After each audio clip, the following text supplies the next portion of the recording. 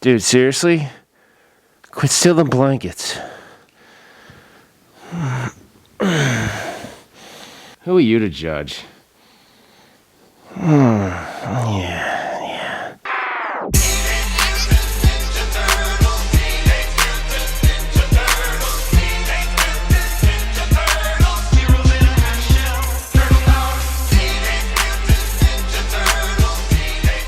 Okay guys, before we get started, let's do a bit of show and tell. So there's some things that kind of changed about the cabinet that I wanted to point out. These are brand new Arcade1up features that you may or may not be aware of. So the first one is obviously not a feature, but there are cabs coming out now with lit marquees. Just know that the bundle that is out right now at Walmart does not have a lit marquee. Now that's not to say they're not going to have a bundle that does eventually, like we've seen with MK2. At Costco and Pac-Man at Costco. So just know, don't be disappointed when you open it up, you're not gonna get a lit marquee. But the marquee art is actually printed really good, so they did a good job, but no lit marquee. So if I'm looking for modding opportunities, that's one of them, right? So I'm gonna actually go through a couple more. So I would mod the marquee with a lit marquee. All right, the second thing is, you'll see now that above the monitor there's actually two speakers. Now I like this and I don't like this at the same time. The problem with it is they're really small speakers. They're 3 inches, and if you look at the old one wasn't great, but it was a 4-inch speaker. You're really probably gonna get a fuller range out of this than you will a 3-inch speaker, but I'm gonna give it the benefit of the doubt. I have not powered it up yet. I don't know, maybe it'll sound halfway decent, but this could be another modding opportunity right here. I don't know that you could fit a 4-inch speaker in here, but you might be able to. So we'll play around with that eventually, but I just want you to know that's another modding opportunity to me. Now the other thing that's new is you'll notice there's actually like a headphone, 3.5 millimeter headphone jack on here. You're probably wondering, well, what the heck is that?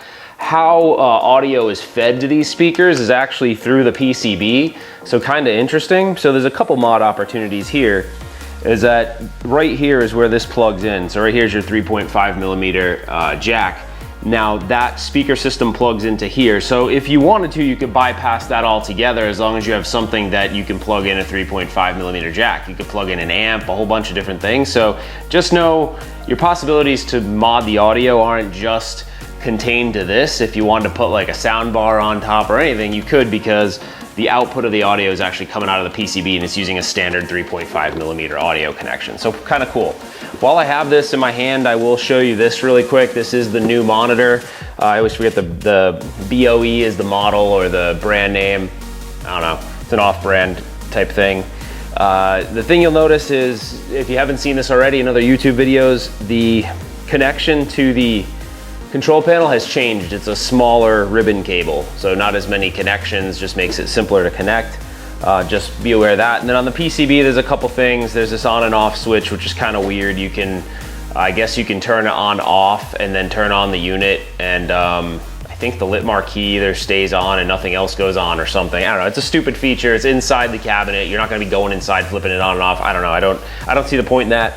And then there's a couple other things that we don't know what they do yet. There's a micro USB connection. It may be for nothing, it may be for future expansion, it may be for Star Wars, who knows? It's all speculation. I've tried to connect it a million times to a bunch of different things and nothing happens. I'm kind of over it.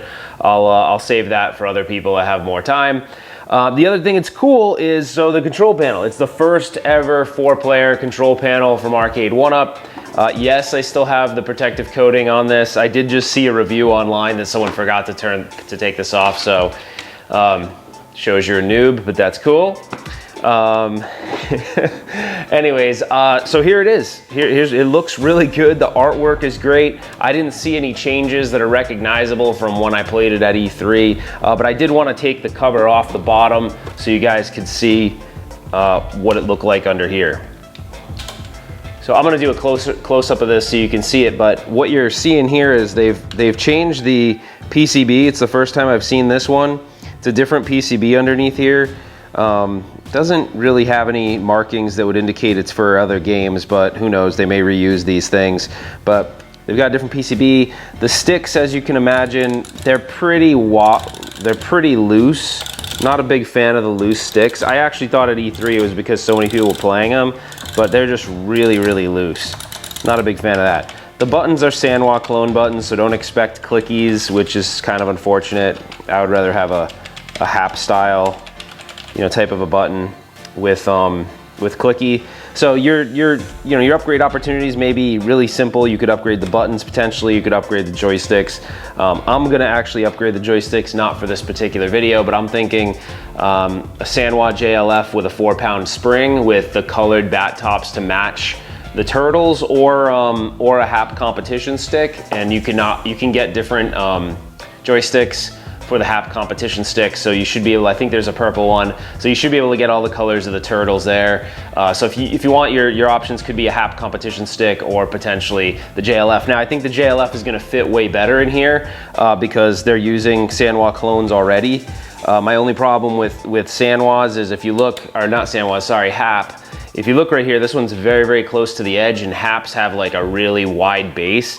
So it may be hard to get a Hap right here in this corner one. You may have to actually like Dremel off a bit of the board or even potentially the mount. So I'm not that picky with this cabinet. I mean, I don't know. I mean, it's a side-scrolling beat 'em up. I may just do the JLFs with the 4-pound springs. But anyways, I wanted you guys to see that. Something I was really surprised to see was it actually has real T-molding on the control panel. It's only on the control panel, but that is a freaking rad feature. So very cool, Arcade1up, and it makes a really nice touch on the control panel. So thumbs up to that.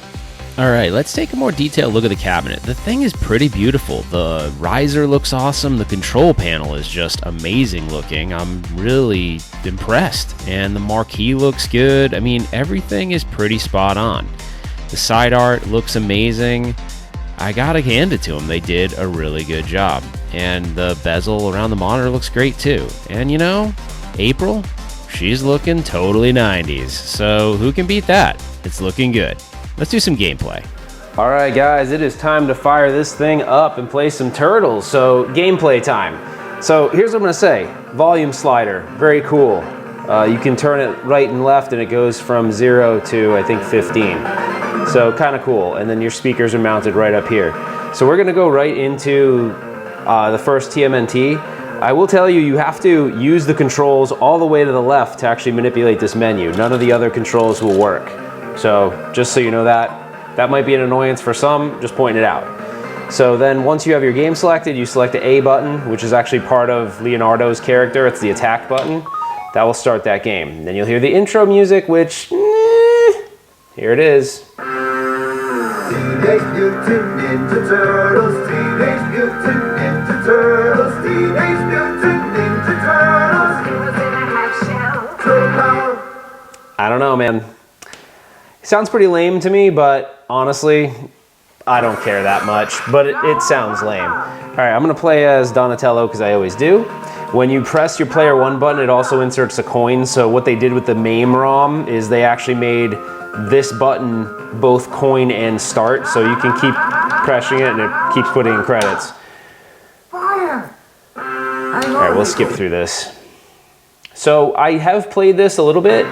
My initial thoughts on it as far as gameplay is the buttons are super responsive. Just know the buttons and joysticks, they're Sanwa clones. The buttons aren't clicky, and that's kind of synonymous with a Sanwa button. Sanwa is usually not going to be clicky. A Hap button is usually going to be a clicky button for the most part. So some may remember this game had clicky buttons because I believe they would have been Hap controls on that original arcade game. The joystick also would have been more of a Hap style, which would have been a lot, it would have been a lot more stiff than this. This is actually very, very loose. So, but I mean, honestly, if you're not really picky, it's totally fine for a game like this. It's just a matter of, you know, do you want the best of the best on this? It's not like this game needs precision, so I'm totally fine with it, although, you know who I am. I'm gonna definitely upgrade stuff, but I'm just saying there's nothing about it that's really all that bad. You know, it works fine. I do think it would look better aesthetically if it had bat tops that match the color of the turtles, because that's what would have been on the original cabinet. But, you know, we can, you know, that's something that you can add later if you want. I'm actually surprised for the price they were able to pull all this stuff off anyway, which is cool. Now, one thing I will mention, so those of you that are in that hardcore gamer category, you may notice that the images are gonna look a lot more blocky than you remember if you played this on in a traditional arcade with a CRT. That's because this does not have scan lines. I wanted to show you guys what this does look like with scan lines. I'm gonna actually pump in a video of that right now as I'm playing, so that you can see the difference between, you know, this layout and what it would look like if it had scan lines, which would kind of smooth that out a bit and make it not look as blocky. So anyways, they decided not to put a scan line filter on this. I don't know why. That'd be an easy thing for Arcade1up to add, but I prefer these games looking like the original, but I obviously still bought it, so Arcade1up didn't give this to me, I bought it. So clearly it doesn't bother me that much, but I think it would look better with scan lines. Anyway, super picky little thing, but just want to let you know. All right, we will go into the Turtles in Time now. So to get back to the main menu, just press the player 1 button on the left, the Leonardo player 1, and it'll get you back into the main menu. I feel like Arcade1up did a really good job on these menus. I think they're pretty cool now compared to the old ones, so good job on that. So anyways, go over to Turtles in Time. Same thing, you're gonna need to press the A button, which is the Leonardo attack button, in order to get into the game. This game, to my knowledge, wasn't manipulated or changed at all. It's the same music that came with it in the arcade. I can't stand this song, so I never liked this song. So if there's any song I want to complain about, it's that this song sucks. But anyways, I never liked it as a kid, and I don't like it as an adult. But anyway, so I'm gonna get through this really quick. I mean, the game plays really well. So I don't have a whole lot of things I could say that are really critical of it. I also think that they did an awesome job on this monitor. They definitely tuned the monitor the right way so the brightness isn't all whacked out, and you get like a light bleed from it. It actually looks pretty spot on and pretty great. So I gotta say, I gotta hand it to them. They kicked ass on the monitor. Looks amazing. So I will tell you though, this one thing I wanted to mention is one thing I'm definitely going to want to mod on this is the audio. I feel like the audio is really bad, but they went from, you know, 1 4-inch speaker to 2 3-inch speakers. A 3-inch speaker is usually a tweeter or a mid-range, so to try to get a full range of sound out of a 3-inch speaker and get bass response out of it's pretty rough. I mean, you can put it up all the way. There is some bass, but I feel like we could maybe have a better experience if we updated the audio. Some may not be that anal. I'm kind of anal when it comes to audio. I really like high quality audio. It doesn't actually sound bad. I just think that, you know, with a little bit of bass response, it would be pretty neat. So expect a video from me modding the sound, that's for sure. But anyways, guys, that's the gameplay. I'll go back to the main menu and I'll give you some final thoughts and we can wrap this thing up. All right, so what are my final thoughts on this thing? Well, it's pretty good. They did a pretty good job. Now, there's certain things that, you know, are gonna be annoyances to some, you know, one of those being the theme song of the original TMNT arcade. It's not very good, but you know what? It's only when you start the game. It is in attract mode though, so if you leave it there, you might be annoyed by it, but anyways, it's not a big deal. It doesn't affect gameplay, but if you're super hardcore on the nostalgia thing and you remember it the way you remember it and nothing else will do, then yeah, it's gonna bug you. But anyways, it's not that big of a deal.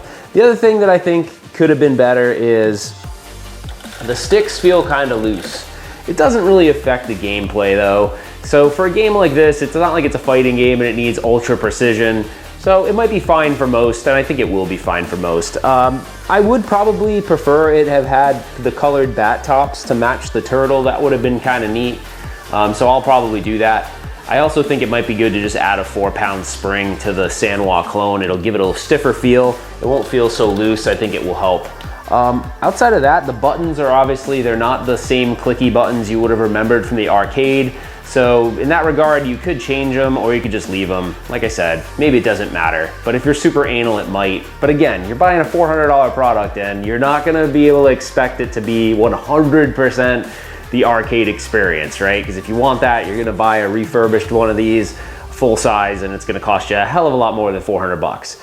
So outside of that, the monitor, they did a great job. I don't know if not only did they change the manufacturer of the monitor, but they also seem like they tuned it really well. Like there's no light bleed, the colors look great, and the viewing angles are good. So if you are playing Leonardo or Raphael, you're actually in a good position, and the viewing angle looks good and it's not all washed out. So props to 1UP for actually using a much better monitor and tuning it appropriately.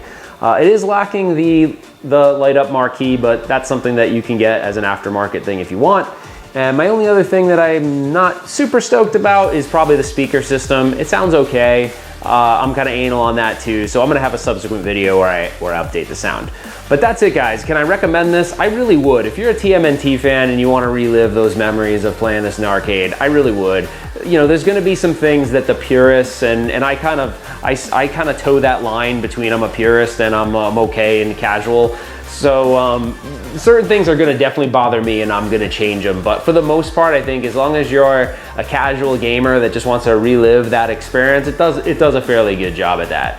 So anyways, guys, that's it. If you like this video, please like it. Please consider subscribing to the channel. Leave your comments below. I wanna know what you thought about this and some of my sort of critical feedback of the product. And that's it for now. We'll see you on the next one. Take care. So before we wrap things up, I did want to say a special thank you to Classic Kim, or Kim as I call her. But yeah, she did something really awesome. I was on a work trip this week and I was watching all these people saying, I got my TMNT, I got my TMNT. And then they started shipping to Arizona, Walmart, and I asked her, I was like, would you mind picking it up? And then I kind of went, no, I shouldn't ask her that. It's heavy.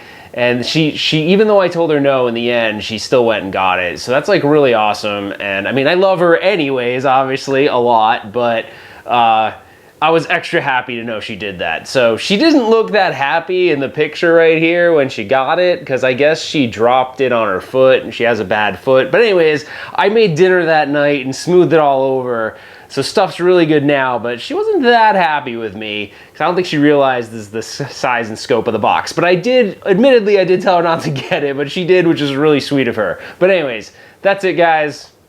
We'll see you on the next one.